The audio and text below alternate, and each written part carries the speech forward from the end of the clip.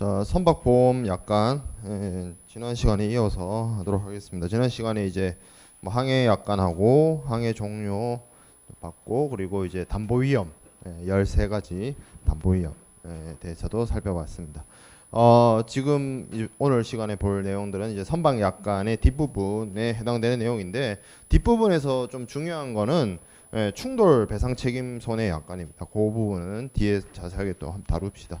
7조는 선박 기관 약관, 협회 기관 약관 선박의 7조는 오염 위험, 선박으로 인해서 그 선박에 의해서 직접적인 어떤 결과로서 나타나는 오염, 환경 피해, 환경에 대한 손상, 이런 것들에 대해서 정부로부터 그 선박을 소유하고 있는 피보험자가 어떤 조치를 당하거나 뭐 제재를 당하거나 이런 경우에 보험자가 이를 보상하는 내용을 담고 있습니다. 그렇죠.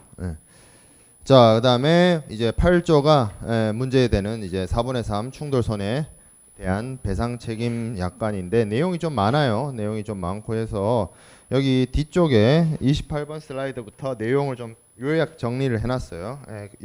이쪽을 보죠. 그래서 기본적으로 이 8조에 4가지 항으로 구성되어 있습니다. 4항으로. 그래서 1항에는 담보범위, 2항은 보상방법, 3항은 비용, 그리고 4항은 면책과 관련된 내용인데, 그 외에도 이 약관에서 조금 다루고 있지 않는 부분까지 추가해서 설명을 하면, 기본적으로 타 선박하고의 어떤 충돌에 의해서 발생한 배상 책임을 보험자가 피보험자에게 보상을 해 주는 것인데, 그러면 타 선박이란 건 무엇이냐?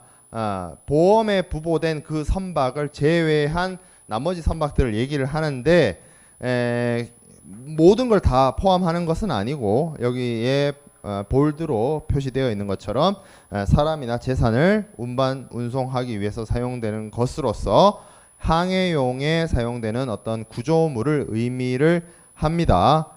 그래서 이 판례나 이런 것들을 따져봤을 때 바지선 같은 거 그런 것들은 타 선박으로 볼 수 있습니다.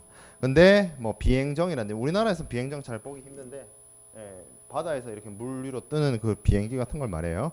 그리고 침몰해 있는 선박의 경우에는 그 선박의 침몰한 선박의 소유자가 이것을 인양할 의사가 있느냐 없느냐를 가지고 그냥 해양 구조물인지 타 선박인지 결정을 하게 되고, 그리고 선박이라고 하기 좀 애매한 해양 구조물들이 있습니다. 뭐 수상 호텔, 뭐 폐선, 부표, 뭐 등대선. 우리나라에서 등대선은 잘 없긴 한데, 뭐 아니면 여러분들 쉽게 이해할 수 있는 것처럼 뭐 해양에서 석유를 시추하기 위한 어떤 해양 구조물, 이런 것들은 타 선박이라고 보기가 어렵습니다. 운송, 운반 이게 아니기 때문에, 운송되거나 운반되거나 하는 것이 아니라 그냥 그 자리에 고정되어 있기 때문에. 자, 그리고 타선에 다른 선박에서 조금 떨어져 있어도 그 선박에 여기는 뭐 묘나 묘세라고 하는데, 이게 묘가 뭐냐면 그 쉬운 말로 닷이에요. 닷. 그러니까 다른 배라고 할 때 그 다른 배의 본체도 얘기하지만, 다른 배로부터 이렇게 닷이 나오잖아요. 그 줄에 부딪히는 것도 타선박 충돌입니다. 걸릴 수 있잖아요. 가능하죠. 그리고 그물은 아니에요. 그물은 타선박이 아니에요. 뭐 그렇게 판례에서 얘기하고 있습니다. 그런 다른 선박하고의 충돌. 그래서 물리적인 충돌을 말합니다. 물리적인 충돌. 어떤 피보험 선박의 어떤 가실로 피보험 선박의 이제 다른 선박이 충돌하는 경우를 말하는데,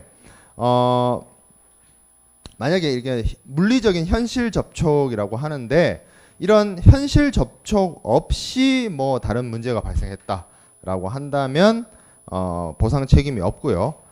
그리고 이 선박이 있고 이 선박 때문에 뭐 다른 선박들이 부딪히지는 않는데 이 선박을 피하기 위해서 충돌하는 그런 경우도 책임이 없습니다. 왜냐하면 이 피보험 선박이 어떤 물리적인 충돌이 일어나야 되기 때문에.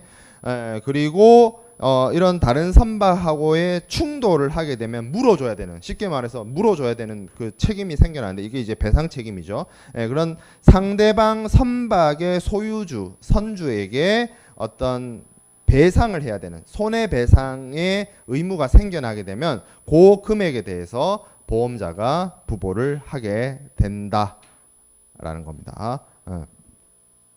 여기 있죠. 4번에 법률상의 배상 책임, 법률상의 상대방 선주에게 법률상으로 내가 책임져줘야 되는 그 부분에 대해서 물어줘야 되는 것이다 라는 거죠.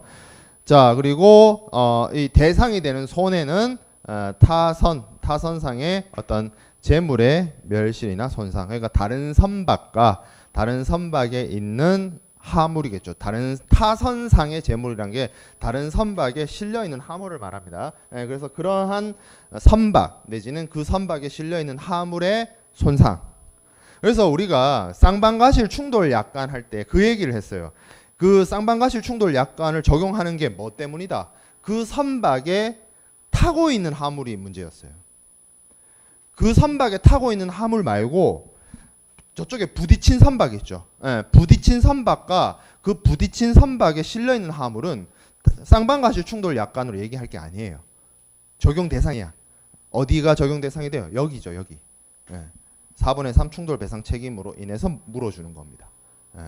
쌍방과실 충돌은 자기 배 위에 실려있는 하물을 대상으로 하는 거예요. 그리고 타선 또는 타선상의 재물의 어떤 지연, 사용이익 상실, 미래의 기대이익 상실, 뭐 이런 것들 얘기하겠죠.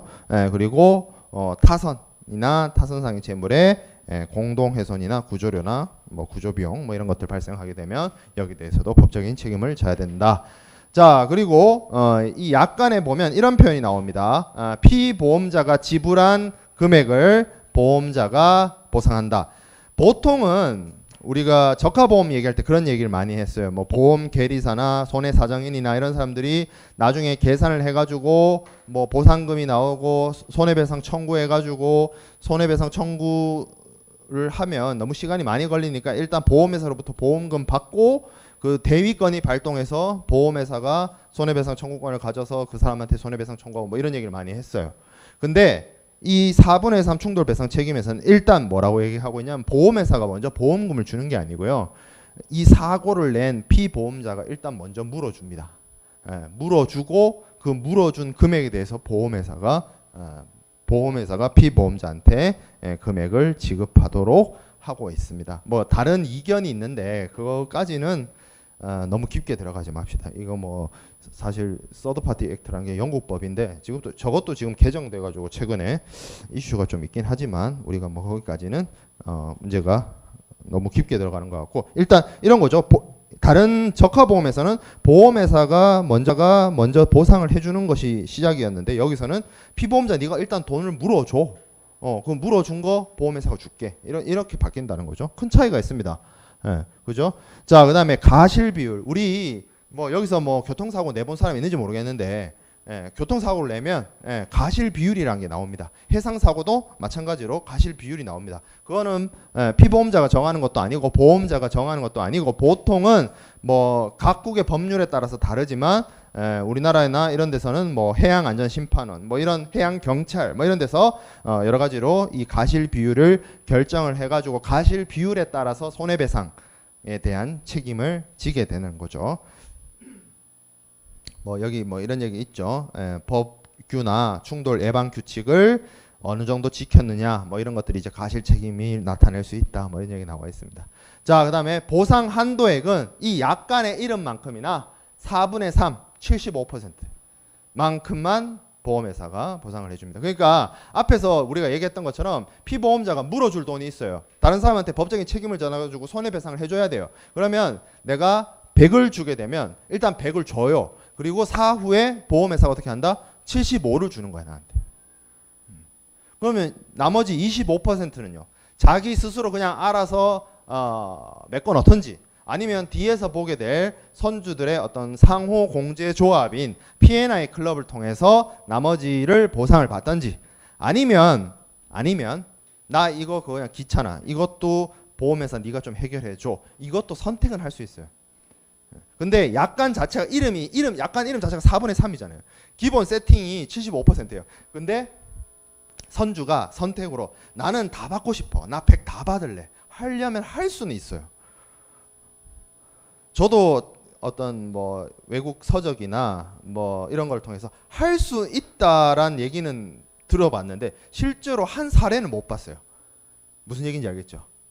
할 수 있다고는 하는데 그런 사례를 본 적이 없어. 뭐겠어요? 보험료가 엄청 올라가겠죠. 그렇겠죠? 자, 그다음에 책임보험이다. 요게 뭐 물보험 이렇게 되는데 쉽게 말하면 대물보험이에요. 대물보험. 대차, 대인, 대물. 다른 사람에게 상대방의 어떤 물적인 물건에다가 손해를 입힌 그런 경우에 적용되는 책임보험이다. 뭐 너무 깊게 들어가지 말고 그 정도로만 체크를 하면 넘어가면 될 것 같고, 충돌 손해배상액의 산출 이렇게 되어 있는데 이게 내용이 뭐 이렇게 길어요. 뭐 쭉쭉쭉 얘기하는데 핵심만 얘기하면 보상액은 두 번째 줄에 충돌 결과 피보험자가 지급해야 할 또는 수취해야 할 상세 차액이나 금액을 확정하는데 적정하게 승인된 쌍방의 손해비율에 따른 손해배상액을 해당 선주가 상대방에게 각각 지급해야 한다. 이게 이런 게 있을 수 있죠. 쌍방 가시를 하게 되면 너도 책임 있고 나도 책임 있고 이렇잖아요. A가 있고 B가 있어요. 충돌을 했어요. 그러면 뭐 가실 비율이 5대 5라고 합시다. 그러면 얘가 이렇게 줘야 되는 돈이 있고 얘가 이렇게 줘야 되는 돈이 있잖아요. 그럼 우리가 이렇게 생각해 볼 수 있죠. 어차피 네가 줄 돈이 있고 내가 받을 돈이 있으면 이거 하면 되지 않느냐, 상계하면 되지 않느냐, 뭐 하면 되지 않느냐 이렇게 할 수 있는데, 지금 이 말이, 그리고 이거 잘못 읽으면 정말 그렇게 상계해도 되는 것처럼 읽을 수 있는데 뭐예요? 상세 차액을 확정하는데 승인된 쌍방의 가실 비율에 따라서 손해배상액을 각각 지급해야 된다. 그러니까 결국에는 상계를 하고 자시고는 그 다음 문제고, 일단 자신의 가실 비율에 따라서 책정되는 계산되는 금액을 일단은 상대방에게 줘야 돼요. 주고 그 다음 문제, 그 다음 스텝이요. 뭐 어떻게 하든지 간에 뭐. 왜 그러냐면 이게 5대 5라도 이 보험 가액이나 뭐 여러 가지 어떤 이유로 인해서 계산에 따라서 손해배상액이 이렇게 딱 똑같을 리가 없어요. 쉽게 말해서 이렇게 생각해 보면 돼요. 그 모닝하고 벤즈하고 부딪혔다고 칩시다. 기책 비율이 5대 5예요. 근데 이게 좀 달라질 수 있어요. 왜? 수리비가 차이가 나잖아. 그런 것처럼 일단 그건 나중에 문제고, 일단 얘가 줄 돈 얘한테 주고 얘는 얘한테 줄 돈 얘한테 주고 그렇게 해야 돼요. 그 다음에 이제 보험회사가 어떻게 뭐 75%를 뭐 물어주고 뭐 그 다음 스텝으로 가는 거지. 일단은 자기에게 주어진 가실 비율에 따라서 거기에 따라서 손해배상을 해줘야 됩니다. 그거는 별도로 하는 거예요. 별도로. 자, 그 다음에 면책 조항이 있습니다. 면책 조항. 장애물, 난파물, 적화, 기타 물건의 제거, 처분, 그리고 타선박 또는 거기에 있던 재물을 제외한 부동산, 동산, 그 밖에 일체의 물건, 그리고 피보험 선박의 적화, 기타 재물 혹은 채무, 인명의 상실, 사상 혹은 질병, 동산, 개인의 재물, 기타 어떠한 물건의 오염 또는 오탁. 요게 보험자가 물어주지 않는 돈입니다. 여기서 면책은 당연히 이 사고 일으킨 선주를 면책시킨다는 얘기가 아니에요. 이 보험약관입니다. 보험약관. 그러니까 보험약관에 면책되는 사람은 보험자입니다. 보험회사가 지금 충돌이 일어났다 하더라도 지금 여기에 쭉 나열되어 있는 손해들 있죠. 뭐 인명상실이라든지 아니면 뭐 피보험 선박의 적화, 이건 뭐겠어요? 이 배에 실려 있는 하물 그런 것들은 보험 대상이 아니다. 부보 대상이 아니다. 보험자는 뭐만 해준다? 상대방 선주나 상대방 선에 실려 있는 재산, 하물에 대한 손해에 대해서만 보상해준다. 그런 거죠. 그래서 이제 4분의 3 충돌 배상 책임 손해에 들어가는 내용이고 그러면 아까 면책 조항에서 여기 자선에 실려 있는 하물이나 이런 것들에 대해서는 면책이 된다라고 되어 있는데 그건 어떡합니까? 그건 딴 데 보험 들면 되죠. 다른 보험 들면 되죠. 적하보험이나 뭐 이런 다른 보험을 통해서 보상받을 수 있기 때문에 이거 4분의 3 충돌 배상 책임은 뭐에 대해서만 상대방 선박과 상대방 선박상의 재산에 대해서만 끼치는 어떤 법적 책임에 대해서만 보상을 하도록 하고 있습니다. 자, 그다음에 자매선 약관. 자매선 약관은 자매선에 대해서는 한번 수업 시간에 이야기를 한 것 같아요. 뭐냐면 선박인데 주인이 같아요. 이 두 선박의 주인이 같아요. 그러면 얘가 다른 선박이냐? 다른 선박의 지위에 있습니다. 그런 얘기를 하고 있어요. 선박이 전부 또는 일부가 동일 선주에 소유되거나 동일 관리하에 있는 다른 선박과 충돌하거나 또는 그러한 다른 선박으로부터 구조를 받았을 경우, 그러니까 선주, 배 주인이 같은 사람을 들이받았거나 선주가 같은 사람으로부터 구조를 받았거나 이거 어떻게 할 거냐? 이걸 어떻게 할 거냐? 그 경우에는 여기 보면 전혀 여기 있죠. 세 번째 줄에 밑에 해석의 세 번째 줄에 전혀 이해관계가 없는 선주의 재산이었다면 피보험자가 당연히 보유할 수 있는 권리와 동일한 권리를 보험에서 보유하는 것으로 본다. 그러니까 자매선이라 할지라도 주인이 같다 할지라도 전혀 이해관계가 없는 사람이 갖고 있는 배와 충돌했던 거, 구조했던 거랑 동일하게 본다라는 겁니다. 뭐 거기에 대한 충돌에 대한 책임이나 이런 것들은 나중에 다른 문제로서 해결을 해야 되는 것이고, 이 소유주가 같은 문제에 대해서 선박의 소유주가 동일한 경우에 대해서 적용하는 것은 뭐 별다르게 취급하거나 달리 취급하지는 않습니다. 자, 그 다음에 10조부터는 뭐 텍스트는 많은데 별로 그렇게 중요한 내용들을 다루고는 있지 않아서 내용 원문은 실지 않았고 요약된 요약 정리 내용만 강의 자료에 넣어두었습니다.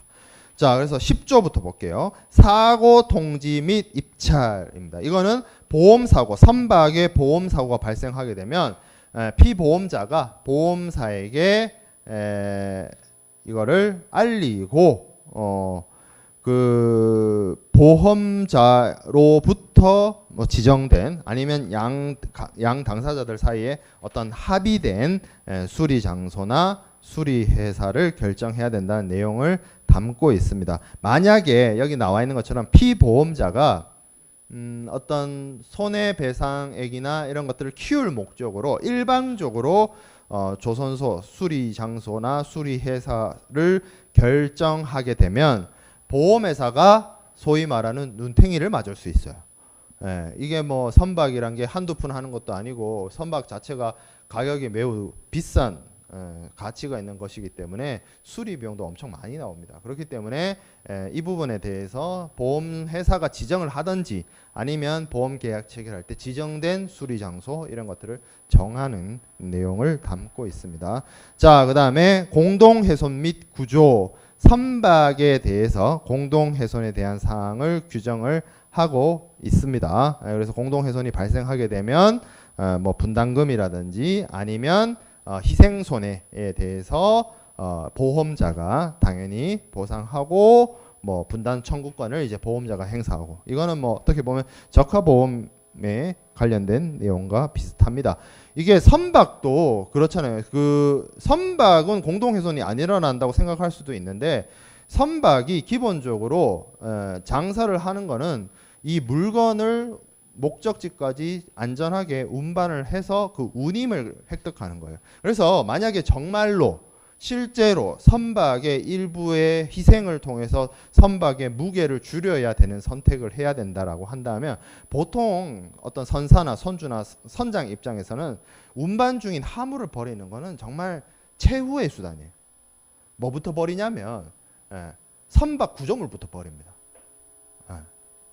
그런 경우를 많이 선택을 합니다. 왜냐하면 선박 구조물은 그거는 뭐 다시 실제로 보험회사로부터 보험 받으면 되는데 내가 화물을 버린다는 건 이 화물을 통해서 얻어야 되는 운임 수익을 포기하는 거거든요. 그런 것이기 때문에 공동 훼손을 통해서도 선박의 손해나 이런 것들을 보상받을 수 있다라는 내용이고 공제액 약관을 둘 수가 있죠. 이것도 우리가 지난 시간에 얘기를 했었던 것처럼 소손해에 대한 어떤 공제 이런 것들을 규정하고 있습니다. 선박의 경우에는 원체 그 선박 가액 그 보험 가액 자체가 굉장히 높은 보험이기 때문에 소손해를 규정을 해서 너무 일정 이하의 손해에 대해서는 보험자가 보상을 하지 않고 대가로 보험료를 조금 낮추는 그런 걸 선택하게 됩니다. 자, 그다음에 피보험자 의무. 당연한 피보험자 의무는 당연히 지켜야 되는 손해방지 경감의 의무입니다. 뭐 이런 내용들을 당연히 내용을 담고 있고요. 뭐 이 피보험자 의무 규정에서 얘기하고 있는 손해방지 의무에 대해서는 적하보험 할 때도 엄청 얘기를 많이 했기 때문에 따로 설명을 드릴 필요는 없을 것 같고 14번이나 15번 약관은 좀 선박 약관에만 있는 특이한 애들이에요. 얘네들은 좀 봐둘 필요 있죠. 뭐다? 유보올드 신구 교환 차이. 이게 도대체 뭡니까? 이런 경우가 있어요. 선박의 부품이나 선박의 구조물을 교체를 해요. 그러면 이게 여러분들도 꼭 선박이 아니더라도 뭐 집에 있는 컴퓨터라든지 뭐 이런 거 휴대폰이라든지 이런 거 보면 신형 부품이 나와가지고 구형 부품하고 이게 가격 차이가 발생하는 경우도 있어요. 신형 부품이 더 비쌀 수도 있고요. 그리고 여러분 컴퓨터 좀 잘하는 사람들은 이게 부품이란 게 양산화를 많이 되면 새 제품인데도 불구하고 가격이 좀 떨어지는 경우도 있어요. 양산이 많이 되면. 그러니까 이게 부품을 교체를 했는데 선박에 부품을 교체했는데 이 부품 가격이 차이가 나는 거예요. 그러면 이 어떤 차익이 발생하게 되죠. 차익이 발생하게 되는데 이 부분에 대해서 어떻게 하느냐? 보험자가 여기에 대해서 뭐 공제하지 않고 보상한다. 뭐 그런 얘기입니다. 야, 새 부품 갖다 꼈는데 좀 싸니까 보험금 적게 줄게. 이렇게 얘기하는 게 아니에요. 그렇게 해서는 안 된다는 거죠. 자, 그 다음에 선저 처리 약관이 있습니다. 바텀 트리트먼트. 여기서 말하는 선저는 배 밑바닥을 얘기를 합니다. 배 밑바닥. 이게 선박이란 게 배를 다니다, 이게 바다를 다니면 이 바다에는 물만 있는 게 아니잖아요. 뭐 해초도 있고 생선도 있고 부유물들도 있고 부유물도 많고 실제로 바다에 가보면 쓰레기 엄청 떠다녀요. 그런 부유물들도 있고 그래서 이 오랫동안 장기간 바다에서 항해를 하게 되면 그 배 밑에 여러 가지 불순물이나 뭐 이물질이나 아니면 해양 생물 뭐 이렇게 뭐 조개 같은 거 이런 것들이 달라붙기 시작합니다. 그러면 그게 결국에는 이 선박이 이렇게 철로 만들어졌기 때문에 그런 것들이 많이 붙어 있게 되면 선박을 노후화를 촉진시키고 그리고 속도에도 영향을 주고 특히 스크류 쪽에 뭐가 걸리기 시작하면 이제 난리가 나는 거죠. 배의 속도를 떨어뜨리고. 그렇기 때문에 우리 자동차를 뭐 엔진 오일을 교체하고 뭐 이런 식으로 관리하는 것처럼 선박도 주기적으로 배 밑부분 선저를 청소하거나 수리할 필요성이 있습니다.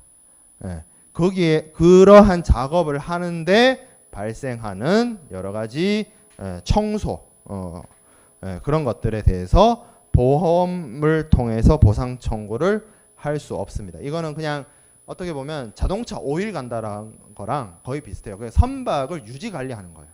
선박에 손상이 발생한 것이 아니라 보통 이거 주기적으로 해야 됩니다. 안 하면 좀 문제가 돼요.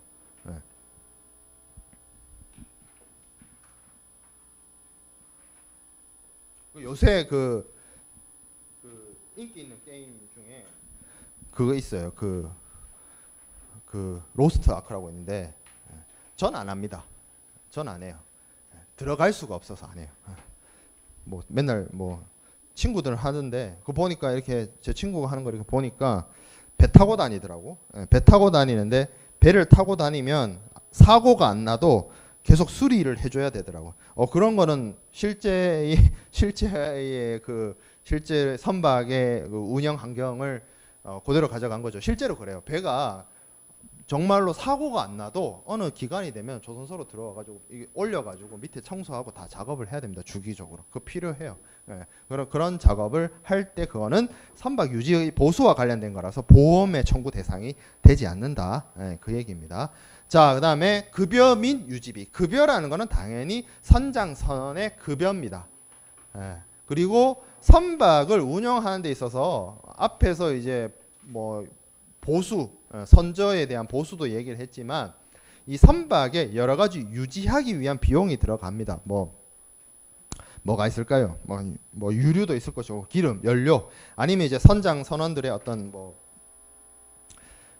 식량이나 물, 이런 것들, 이런 것들도 사용이 될 것이고 소모될 것이고 여러 가지 비용들이 들어갑니다. 선박을 운영하는 데 있어서 그런 것들이 어떻게 되느냐? 이 협회 기간 약관 선박을 통해서는 보상 대상이 되지 않습니다. 그럼 어떡합니까? 그거 들라고 있는 것이 선비 약관입니다. 선비 약관. 그거는 따로 해야 돼요. 선박 비용에 대해서는 선비 약관을 따로 들도록 하고 있고, 지금 여기서 말하고 있는 협회 기간 약관 선체는 배 그 자체에 대해서만 이야기를 하고 있기 때문에 이런 급여라든지 유지비라든지 이런 것들은 제외된다. 다만 여기서 단서조항 달고 있죠. 수리하기 위해서 임시로 이렇게 하는 경우 그거는 이제 해당이 됩니다만 일반적인 선원들의 급여라든지 선박의 유지 비용이라든지 이런 것들은 대상이 되지 않습니다. 대리점 수수료는 대리점 수수료고 미수리 손상 이런 게 있어요. 선박이 손상이 발생하게 되면 그 손상에 대해서 이제 보험자가 보상을 하는데 만약에 선박의 미수선 부분, 수리되지 않은 부분이 있다라고 한다라면 그 정상가액에서 손상가액의 차이만큼을 보상받을 수 있고 그 보상 비용은 실제로 그 차이 부분에 대한 수리를 했을 때 수리 비용을 초과하지 않는 한도 안에서 손상된 부분, 수리되지 않은 손상 부분에 대해서 보험자로부터 보상을 받을 수 있다라는 얘기입니다. 요거 아마 앞부분에 우리가 이야기를 했었을 거예요. 미수리 손상에 대해서. 자, 그 다음에 추정 존선이 있습니다. 선박도 추정 존선이 있어요. 그래서 선박의 추정 존선에 대해서는 보험 가액이 수리 완료 후의 가액으로 봤을 때 수리비가 더 많이 든다거나 이런 것들을 얘기를 하는 거죠. 그리고 여기 나와 있는 것처럼 수리비나 A인비나 해양 비용 이런 부대 비용이 더 많이 들어서 보험 가액을 초과하거나 이러면 추정 존선으로 간주한다. 현실 존선을 피할 수 없거나 비용이 많이 들거나 전손으로 처리하는 것이 합리적인 그런 경우를 규정하고 있습니다. 자, 그 다음에 운임 취득 포기, 프라이드 웨이버 약관이 있는데 요거는 추정 존손의 경우에는 위부를 하고 자시고 이걸 떠나서 전손이 발생하게 되면 당연히 남아있는 잔존물에 대한 가치, 운임의 향후 취득 이익 이런 것들이 다 보험자에게 귀속이 되기 때문에 이런 부분에 대해서 이야기를 하고 있고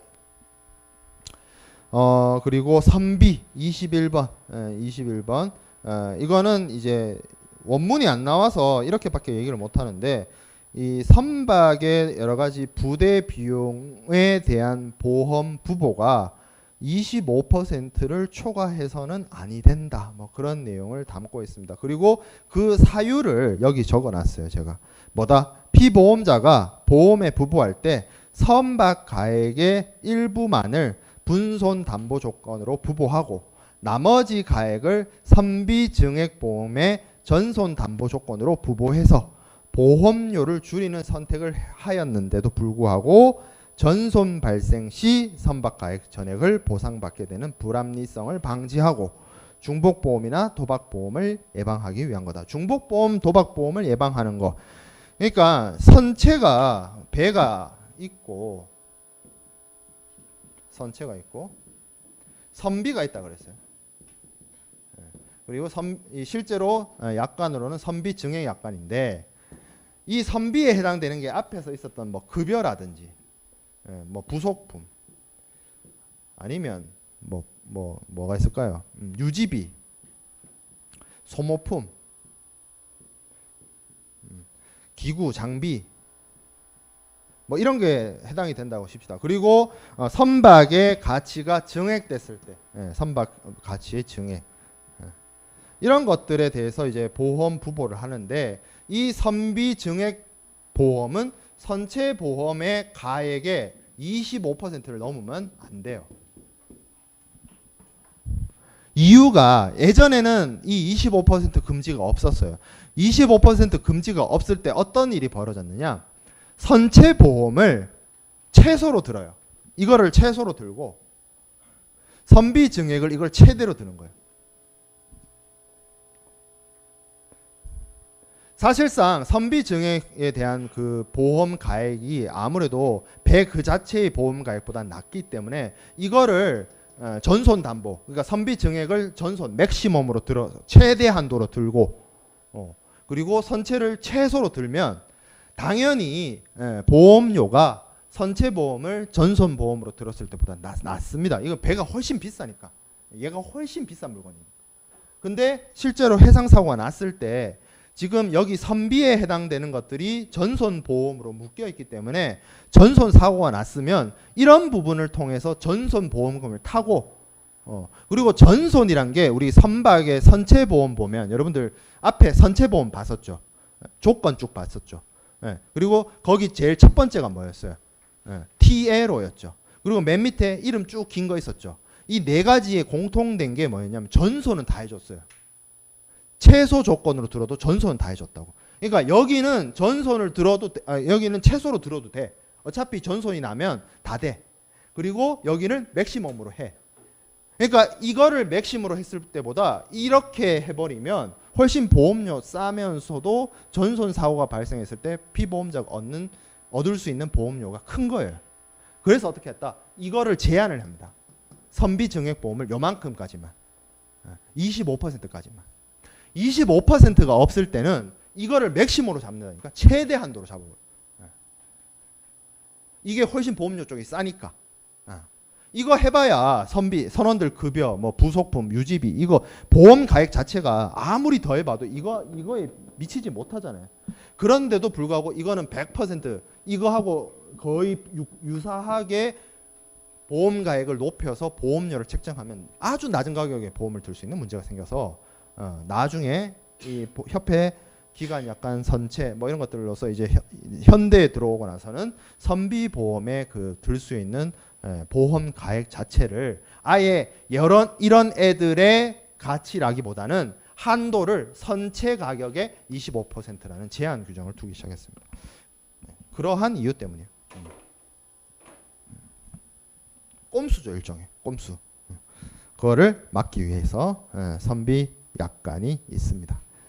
자, 그 외에도 개선 및 해지 환급, 휴항을 하거나 리턴을 하거나 아니면 보험 계약을 해약하면 어떻게 보험료를 처리할 것이냐에 대한 내용도 있고 23조, 24조, 25조, 26조는 면책입니다. 전쟁 위험 면책, 동맹 파업 면책, 그리고 어떤 악의를 가지고 행동을 하는 자에 의해서 선박의 어떤 손해 이런 것들이 발생하게 된 경우 보험자가 면책된다라는 내용을 담고 있고 원자핵 위험, 방사능이나 폭발물, 핵 설치물, 핵무기 뭐 등등으로 인한 선박의 멸실 손상 책임에 대해서는 보상하지 않는다. 보험자가 보상하지 않는다. 이런 내용이 선박 기간 협회 기간 약관 선박의 내용들을 다루고 있습니다.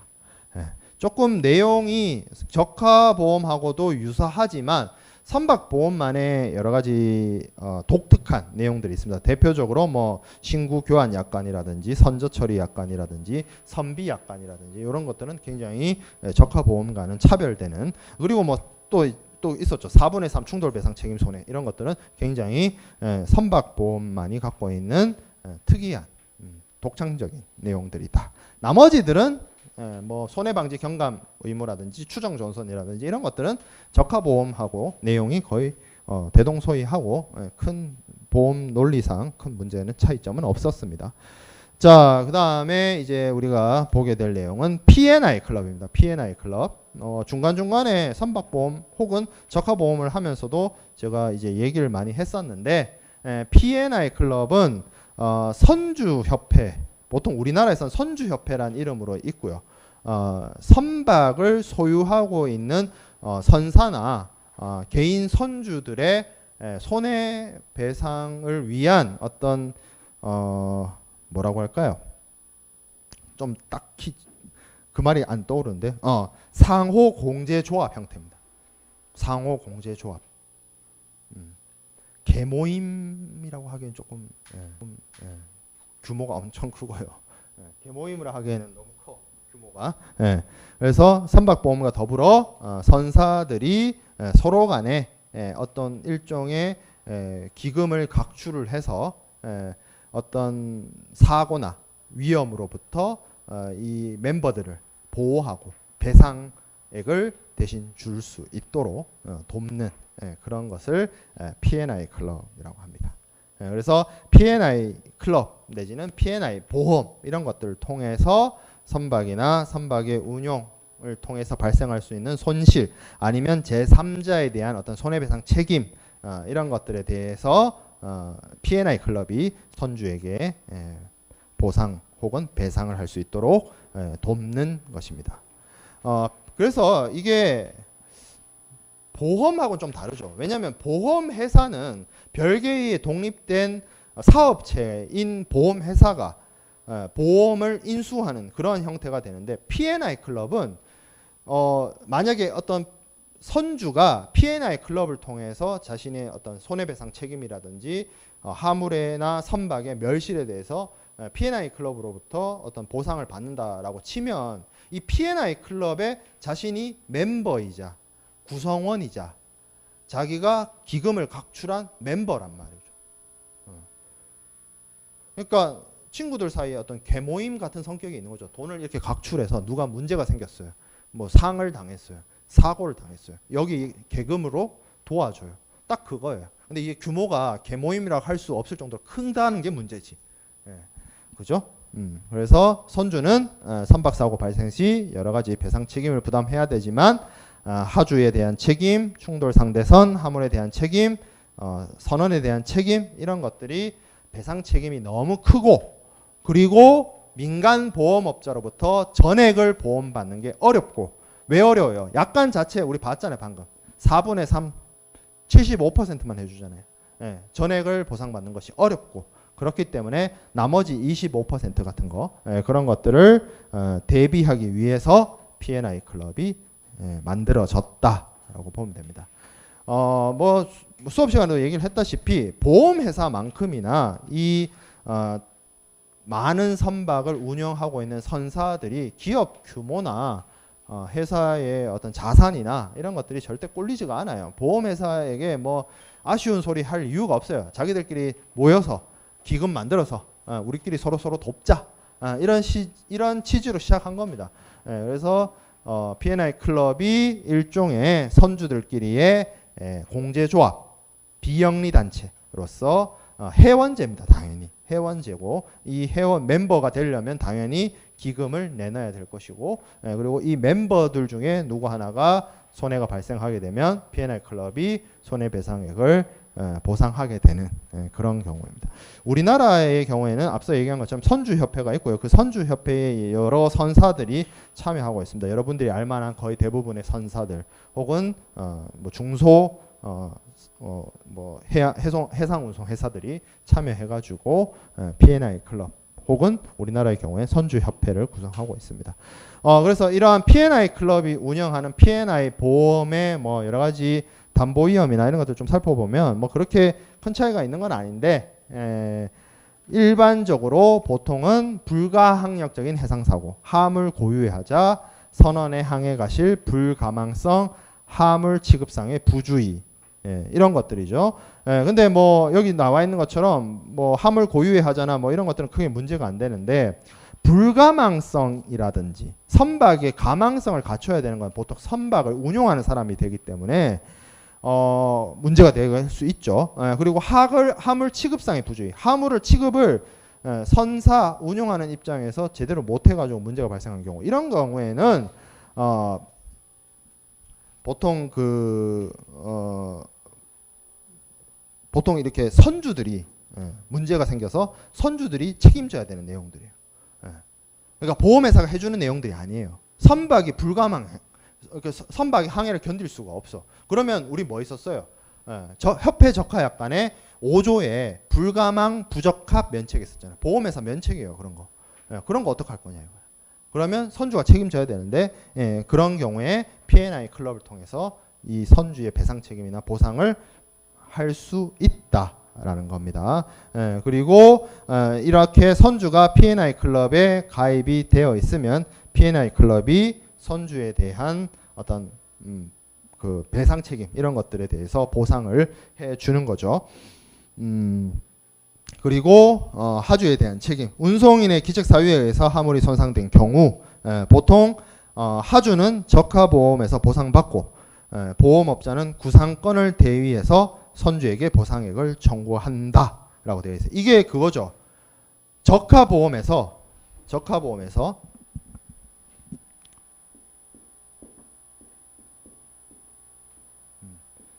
하주가 있고 선주가 있는데 이 사람이 잘못했어요. 이 사람이 잘못해서 이 사람의 화물이 손상이 됐어요. 손실이 됐어요. 그러면 이게 뭐 예를 들어서 전손이 났다고 칩시다. 전손이 나면 원래대로라고 하면 이 사람이 이 사람한테 책임을 물어야 되지만 운송인이 잘못했기 때문에 그렇게 안 하고 어떻게 한다고 그랬죠? 보험회사가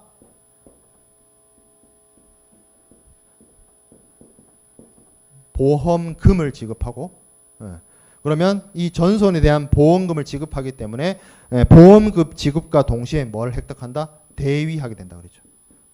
하주의 지위를 보험회사가 대신한다 그랬죠.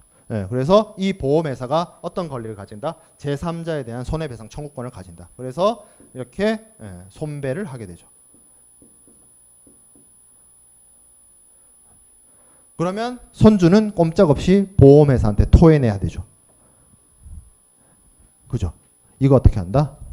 이거를 P&I 클럽으로 해결할 수 있다. 이거예요.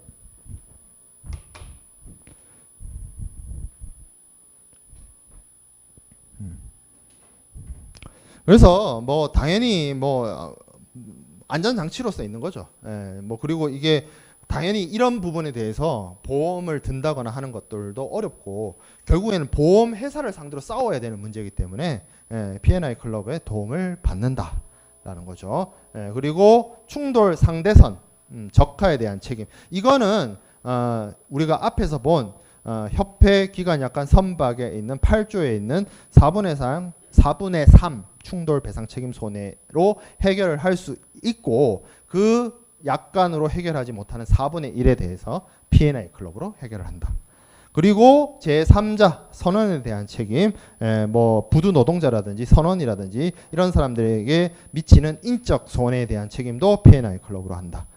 그렇게 얘기를 할 수가 있고, 그리고 P&I 클럽이 이제 좀 확대되고 이러면서 해양 오염 사고, 해양 유탁 사고 이런 것들에 대해서도 P&I 클럽으로부터 일정 부분 지원을 받고 있습니다. 그거는 이제 해양 오염 사고, 기름 유출 사고 이런 경우는 원체 손해액이 커가지고 보통 선사들도 휘청거려요. 그거 잘못 맞으면. 그래서 P&I 클럽이나 뭐 다른 여러 가지 안전 장치를 통해서 발생되는 손해를 보상할 수 있도록 하고 있고요.